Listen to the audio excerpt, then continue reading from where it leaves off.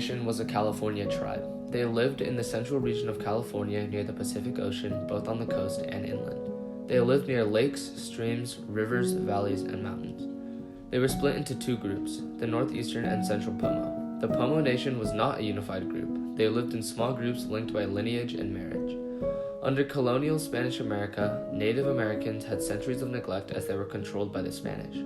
Under their rule, they were treated very harshly but kept alive as the main source of labor. Indians maintained their same way of life but eased into society by being integrated into the economic system of their conquerors.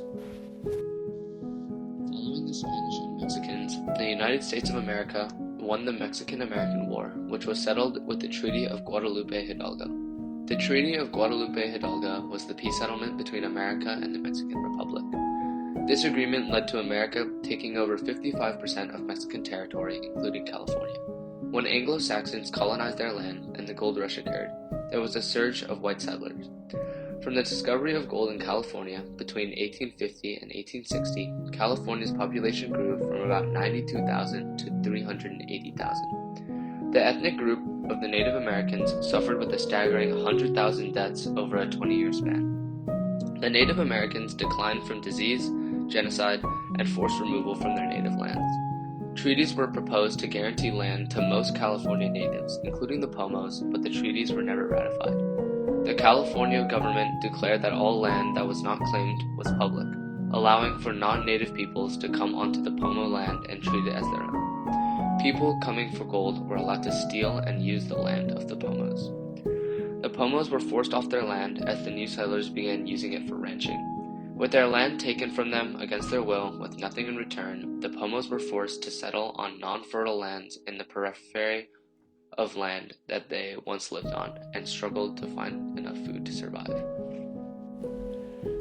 The 1850 Act for the Government and Protection of Indians was one of America's first laws, which facilitated removing California Indians from their traditional lands. Although this act states it was used for the protection of Indians, it did quite the opposite. This gruesome act allowed any white male who identified an Indian as a vagrant to take them to court and make them their personal slave. This act separated generations from their families, languages, and cultures. It was up to the white male and the court of white males to decide if an Indian was a vagrant or not, resulting in many Indians to be taken from their families and turned into slaves. White males were able to strip the children from the parents of Indians by saying that they were neglectful and not raising their children in a Christian household. In the 1850s, many white males in California had Indian servants called squaws. Squaws were a racist term for an Indian woman. They were child sex slaves because the Act for the Government and Protection of Indians made it easy to get Indians as servants.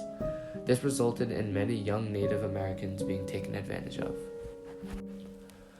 The U.S. federal government proposed the treaties of Reddick-McKee with the Pomo tribe and 4 others. This was one of 18 treaties that reserved certain lands for tribes if the tribes relinquished the land they owned in California. In 1852, public pressure from California led to these treaties being rejected by the Senate. Since the Pomo Nation was in the epicenter of the gold rush, they were most victimized and affected by white settlement. The Battle of Clear Lake was a significant representation of this. Slave owners Andrew Kelsey and Charles Stone, both slave owners who treated their Pomo slaves horrifically, starving, whipping, overworking, and sexually assaulting them.